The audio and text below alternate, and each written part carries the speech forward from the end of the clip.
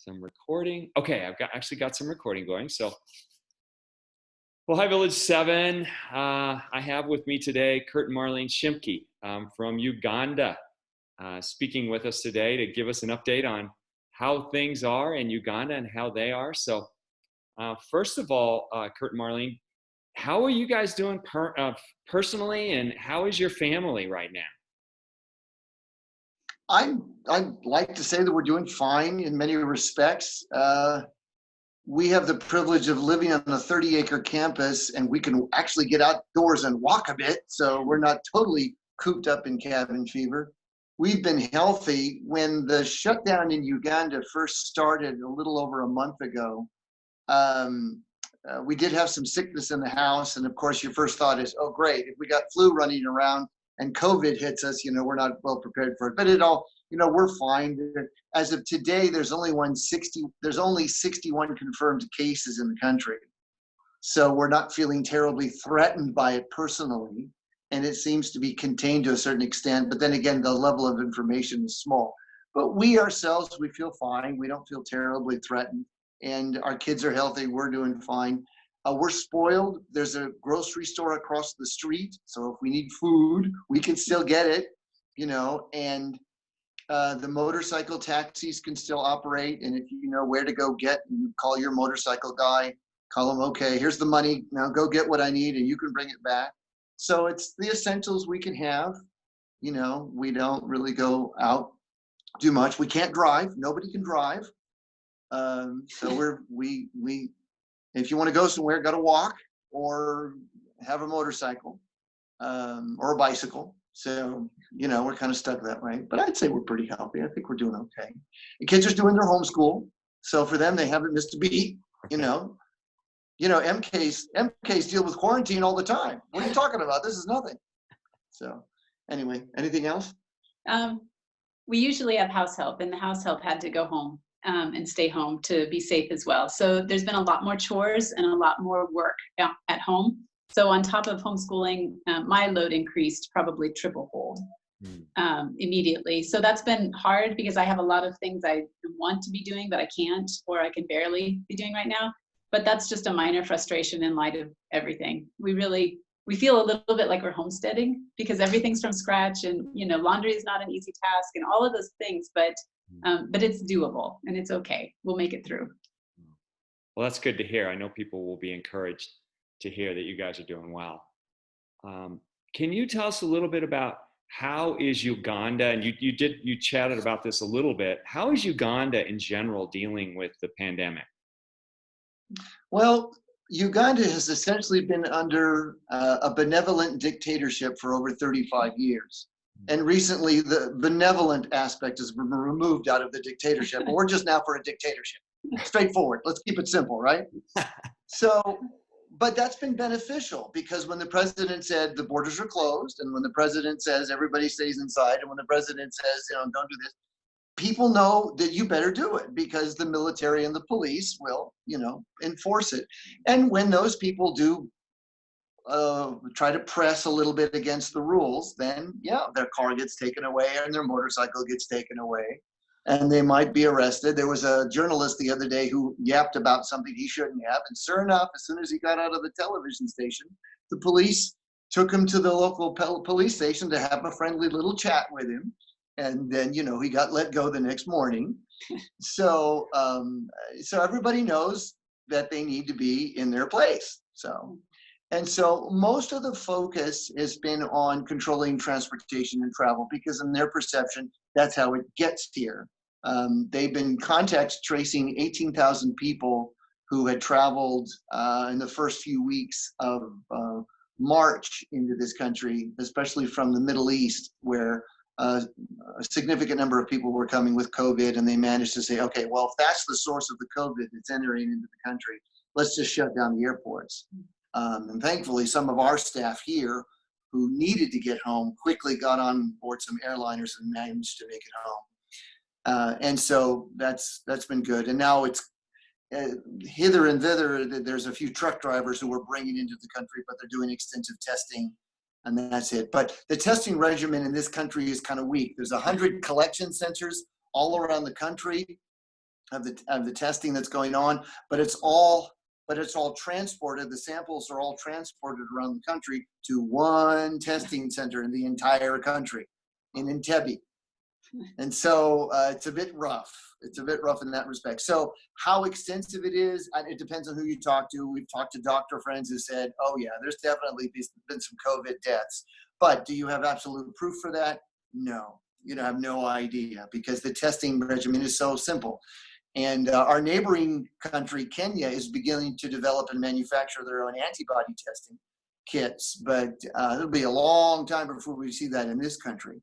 And so we just pray that the Lord would have mercy, and that the quarantine effect will have its desired effect, and that in a case like this, believe it or not, people for the most part are actually thanking the government for being rather heavy-handed, because to say if you didn't tell us to stay in our homes, we probably would have been infecting each other like mad. And not because they recognize it's not the most disciplined place in the world. And there's a reason why the government and the police are so heavy-handed, because the cultural dynamic and what have you. But people are getting pretty tired of it. We've had many people who've come to us because they're starving. And they said, if you can share any food or any money or whatever, because the vast amount of the economy runs from hand to mouth. And so you get to eat that night because of what you did during that day. And that's 86 some odd % of the economy. And so when you shut down most of it, all the schools are shut down, most of the businesses are shuttered, essential services, much like we do in the United States, are operating. And so that's most of the people that you meet on the street. It's 95% of the economy in this country is still agrarian, and so farmers can do what they do, but transportation and moving people around, moving money around, that's stopped. And so it creates a lot of trouble for people, a lot of trouble. And so you can only do this so long. And so the way I interpret it at the moment is the government has done a good thing to slow the disease process down, while the rest of the medical segment of the government and of the private hospitals and community get ready for an eventual outbreak of the disease. It's kind of bought them some time to get prepared for it. But there's going to be an outbreak at some point, and it's going to be kind of hard.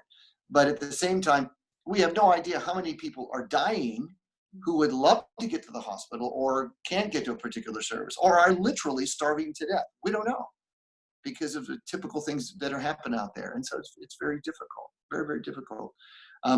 We transitioned all of our students at ABU. Sorry. Oh, Are you there? My fault. I'm here. Sorry. That's all right. I have to go check a pie. I'll be right back. Okay, no problem. Don't you love it? I'm gonna. You can edit. Okay. All right. So, like I say, a lot of people are just trying to find creative ways just to eat, much less do whatever. I mean, we send our students home because the government closed all the schools. 15 million people affected. And there's 43 million people in the country. 15 million people in the education sector are affected. So 25% of the population in an instant has to go home, and their lives are radically altered. We quickly tried to, as soon as we could, get our students on an online platform. We used Google Classroom. But at best, you're getting 50 to 60% participation of the students. And you understand, in this part of the world, students are motivated. They're hardworking. They want an education. It's a privilege to teach in this kind of environment, because they know that on average, 1 out of 1,000 people gets an opportunity to go to university. And so and for most of these kids, they're the first person ever in their family to ever go to a university. So it's a big deal. So they don't take it lightly. And so when you're getting 50 to 60% participation, it's not because of an attitude problem. Sometimes it is.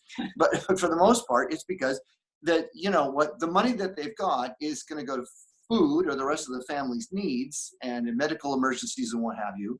And then the money for internet, because you've got to put, in this part of the world, you buy a certain bundle of airtime that may cost $5 or $10, or the equivalent of $8 or something like that.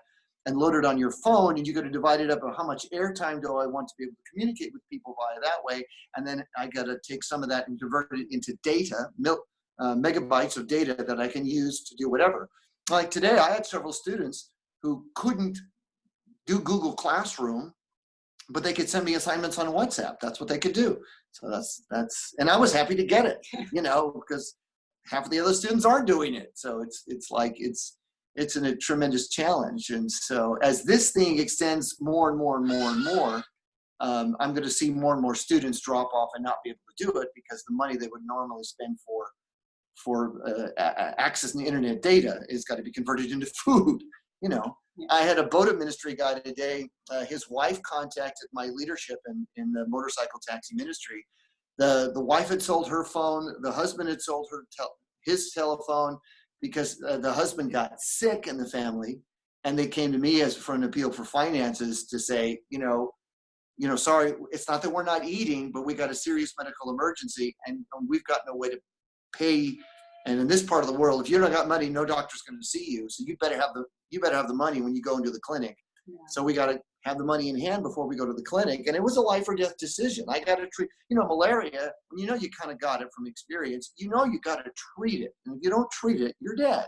So guess what? You go to the clinic, go get the medicine, and thus and so forth. So it's, we're talking life and death here. So people make hard decisions. So.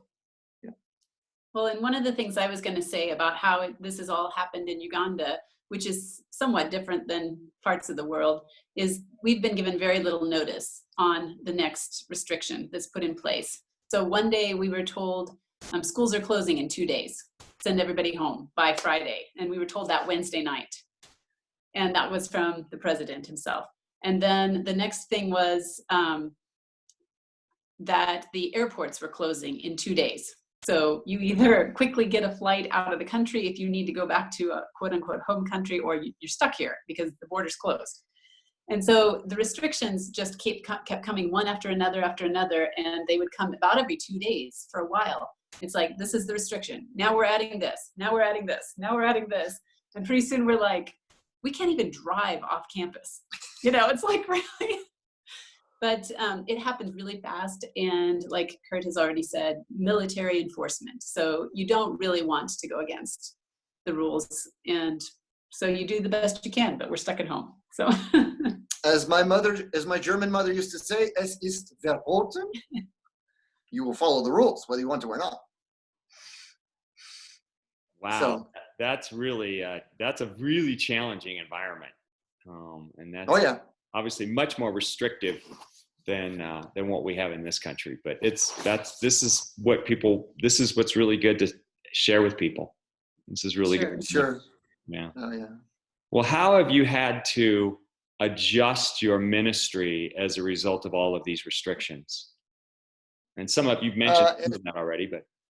Yeah, as we mentioned before, we attempted to move to online learning for our students, and we've had that description, and we've described that.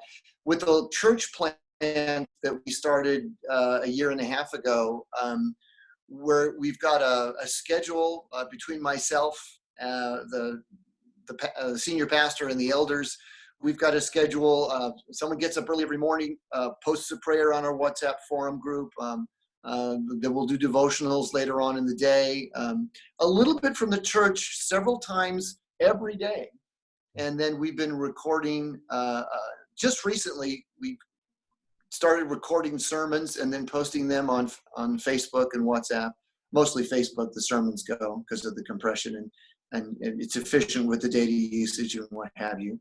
And people have been encouraged. It's hard to measure how well we've been effective. When there's a serious sickness or real poverty in a home, they do reach out to us. And as a community, we've internally raised funds among our church members, and we've been able to reach out to several families who just literally, as I've said before, have nothing to eat or no way to do it. The government did order that landlords could not evict their people who are unable to pay rent. Of course, that happens a lot in this country. And so thankfully, if people are struggling, we still know where they live and they haven't moved somewhere, which is nice because that's not always the case.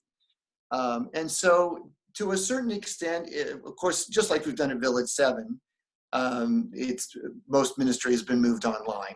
We can't say it's not happening at all face to face. Some of it is, but for the most part, all churches were told to be, just like happened in Colorado, all churches and mosques and places of worship were ordered closed. It's one of the first things the government did in mid-March is closed them.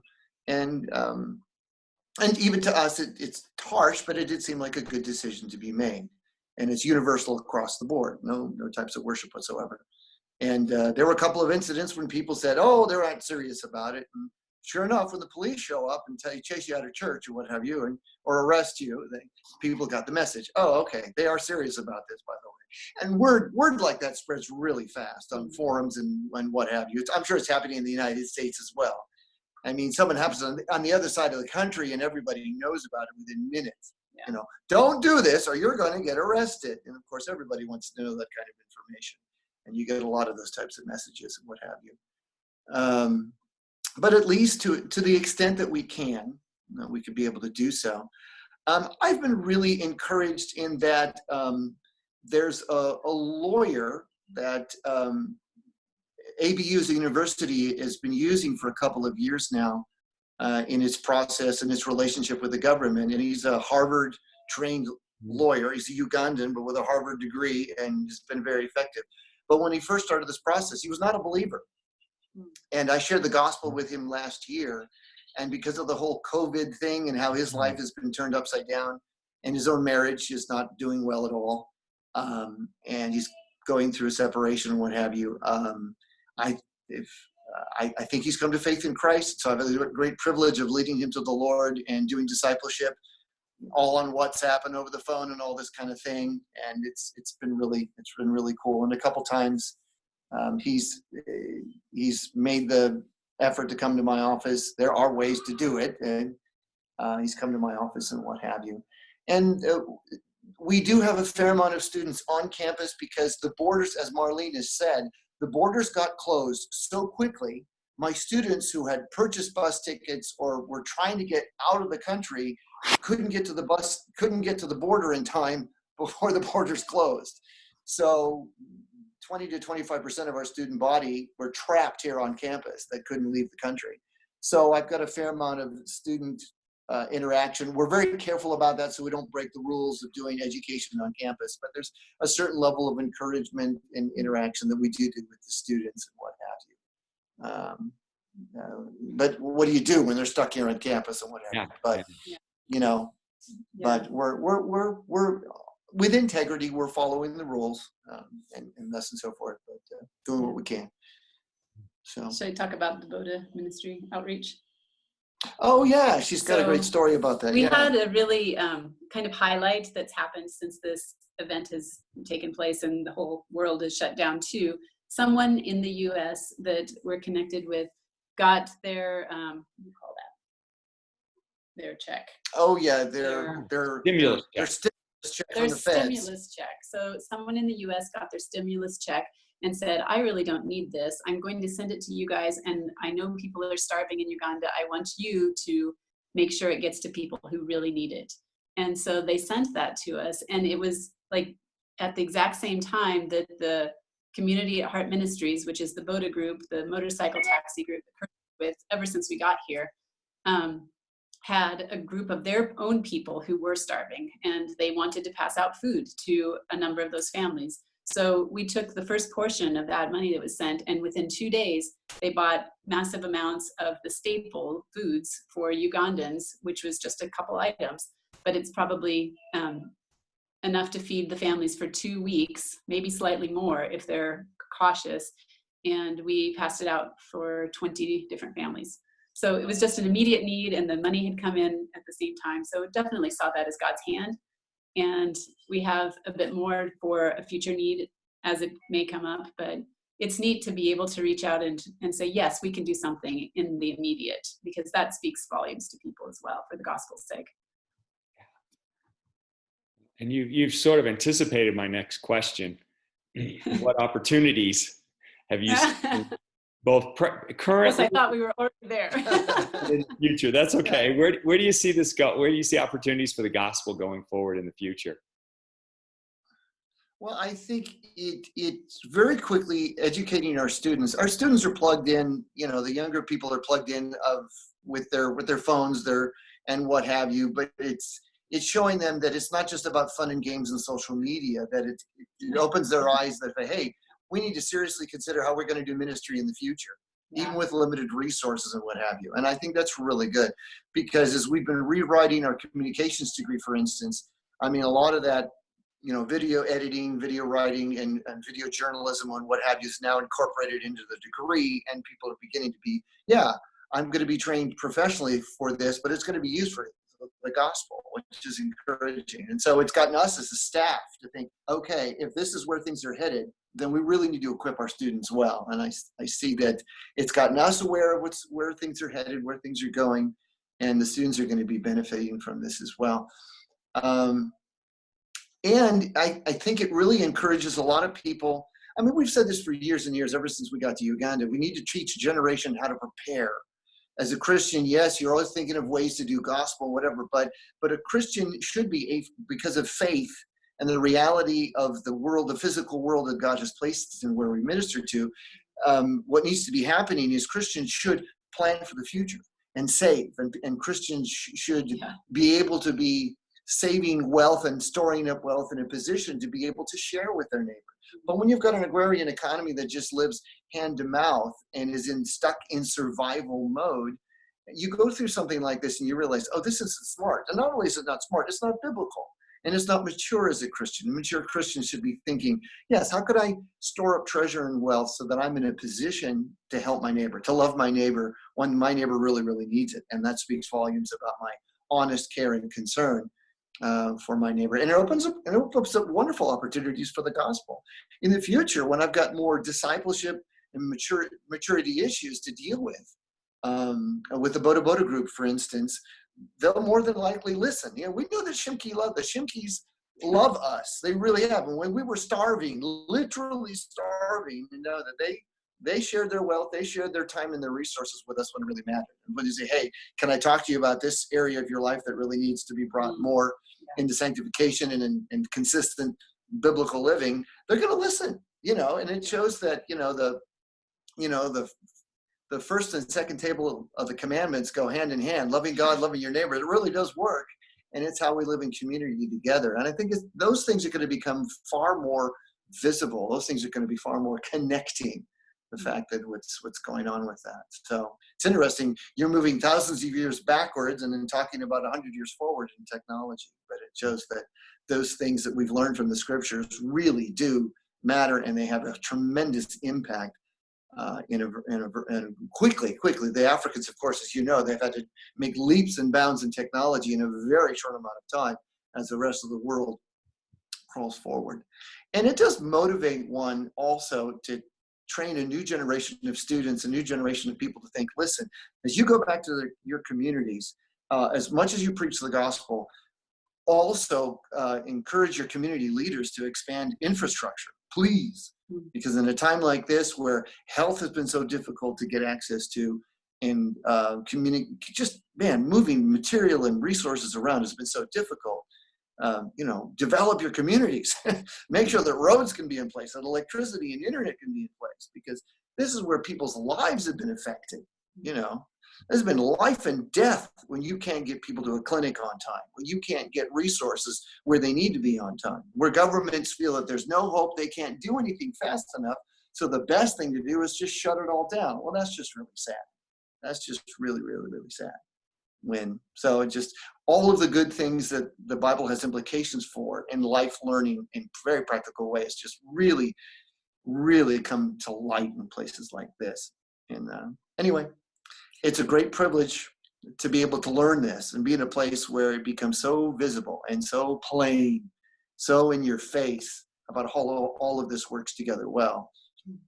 And I hope it's very clear to our students and the people we minister with as well. Wow. Well, thank you guys. That was great. Thank you. That was a great update. I really appreciate that. Our heart felt thanks to the missions committee and the administrative and the staff at Village 7. We faithfully watch every Sunday the sermons coming out that you guys produce, and we're with our community faithfully every Sunday. It's connection. It's really great for us. It's been a blessing because we're reconnecting with Village 7 in better ways than we have before. So true. And it's been really encouraging. I'm not kidding. It's been a real encouragement. Yeah, please do pass that on, because one of the things that you lack when you're on the mission field in many places, not just here, is to hear a really good sermon, or to, have that whole corporate sense of worship, like the way that our church puts it together with all the parts, all the parts very carefully thought out, the confession, the reassurance of the pardon of sins, and just the whole ability to hear a solid sermon that just goes, wow, we've been missing this. So it's cool to be able to do it, even though it's online. And I know it's not like I read an article from, I think it was Tim Challies, and he was saying, we don't like doing this online church because it's not really church, because you're not fellowshipping in person, which is what we're called to do normally. But the fact that you guys have transitioned to that for the sake of reaching out has actually made it so we can participate, which we normally only get to do on furloughs. So for us, it has been a real treat. So please give our appreciation to everyone and tell them we've been loving it. We don't want this to be the norm for everyone forever, but it's been a blessing to us. It's really ministered to us. Yeah, it really has. Yeah, and our kids look forward to it too. Yeah. It's a blessing for them as well. That's clearly a side benefit that we hadn't anticipated. So that's really encouraging to hear. Thank you, guys. That's great. Yeah, tell them the missionaries really benefit tremendously.